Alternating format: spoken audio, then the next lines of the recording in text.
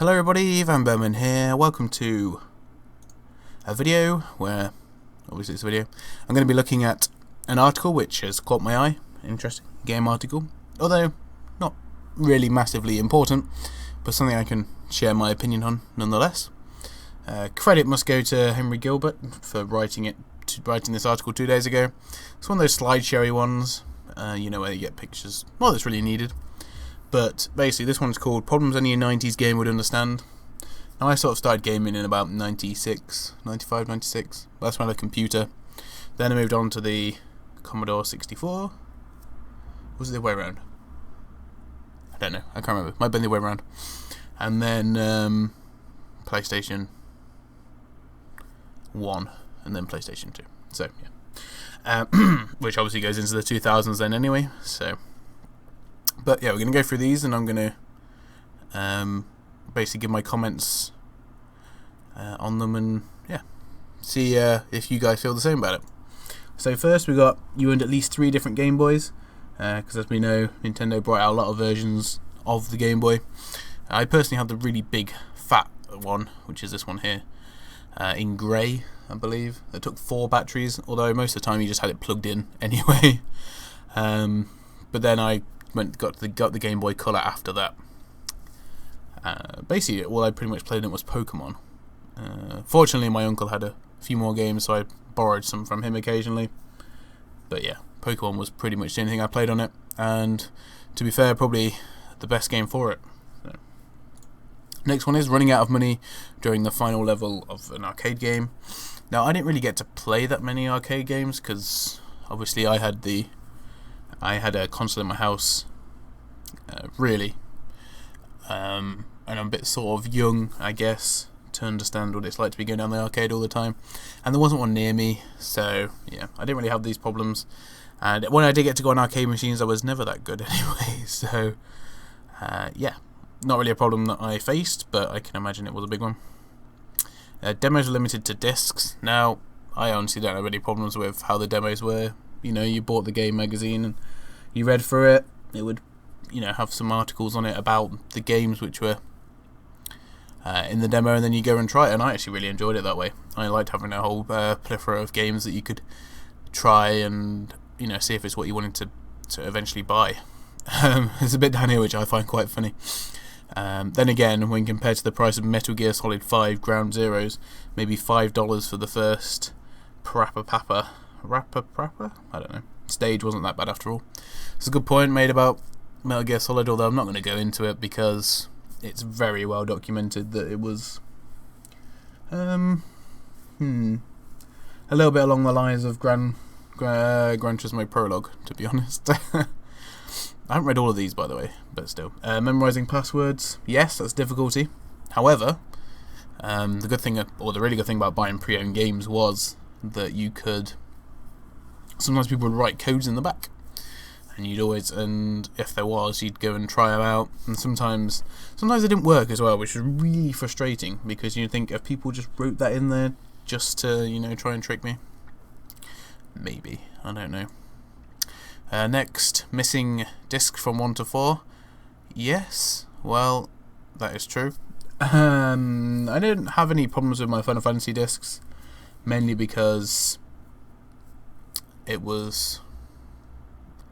I don't know, I generally tend to have taken quite good care of them. Apart from disc 1 of Final Fantasy 9, which I ended up ruining somehow.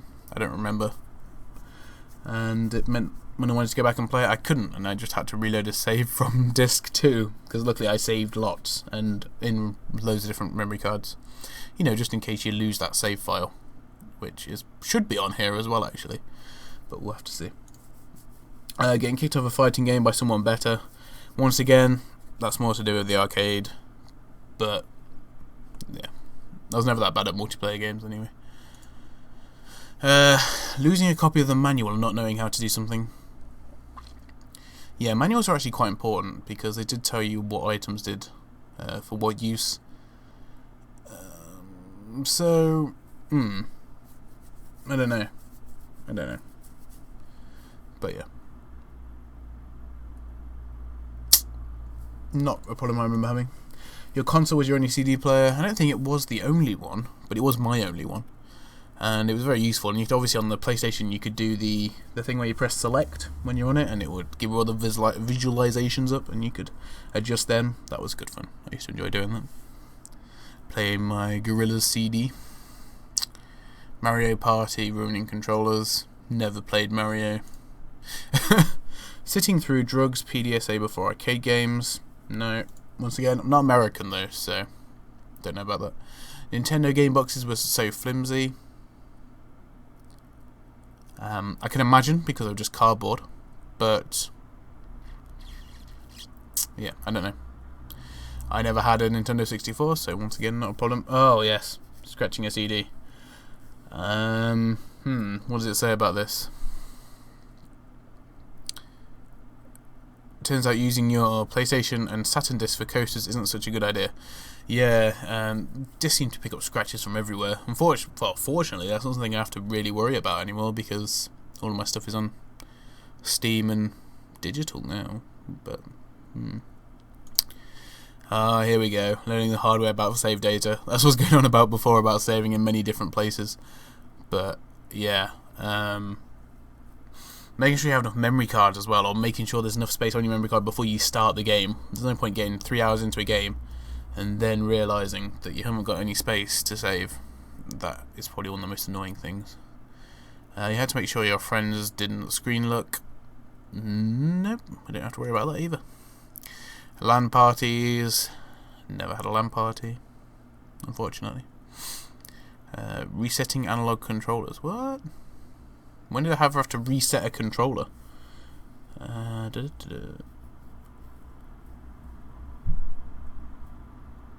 Oh, okay, right. Taking it out, blowing on it, and putting it back in. Yep, fair enough.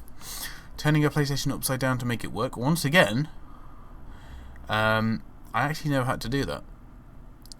But,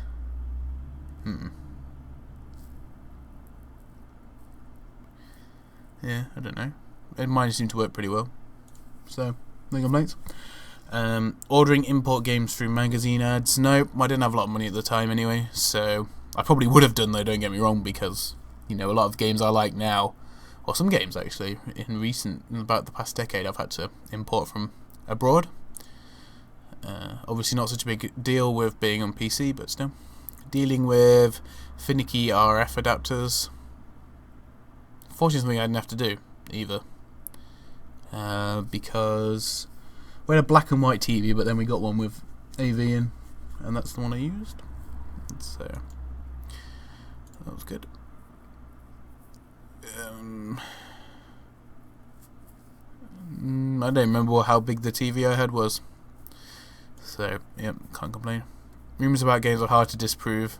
Yes, yeah, that's true. Basically, I don't know, the one oh, yeah. Squaresoft knew how to resurrect Ares. You could do that with a cheat disc, though. So it could be done. And there's also dialogue for it in the actual game. But yeah, it is difficult to prove. I mean, as they left a lot of clues in there that you might have been able to bring it back. Which is really, really strange. Making controllers. Yes, it did. It did. I had a rumble pack for my... Oh, no, that was my Game Boy. Yeah, I had a rumble pack for my Game Boy. I don't remember getting one for the PlayStation 1. But they obviously, of course, they brought out a DualShock, which I did have in the end. But still, never mind. Losing a save game after returning a rental. Didn't really rent that many games, so I was pretty fortunate with that. Yes, I think I've still got a box somewhere that looks like that. Different cables, but yeah, looks almost exactly like that. And I pretty much have a cable for every technology post 2000. Share your pain. What's this? Oh yeah, this is the end. So yeah, I don't know. That was pretty much it. It was quite a good article actually. A lot of them are relevant. Some of them are a bit more specific to American audiences, and of course people that had a Nintendo console, which I didn't. But yeah, there are a lot of things there that we just don't have to worry about now, which is nice. It's nice that those things have been sorted out. Of course, there's always more to do, and hopefully we don't go too far. I'm against consoles going down the PC route, even though I don't own a console, so it doesn't really bother me, but that's just my personal preference on it. I think sometimes a bit of, I'm going to say, tradition should stay in place with how consoles are, but that's just me. Anyway, let me know what your thoughts are, and if you've got anything you remember about 90s gaming, if you're old enough, of course, then do let me know in the comments, and I will reply to that one as well. Hey, you've enjoyed this episode, and I'll see you all very soon. Goodbye.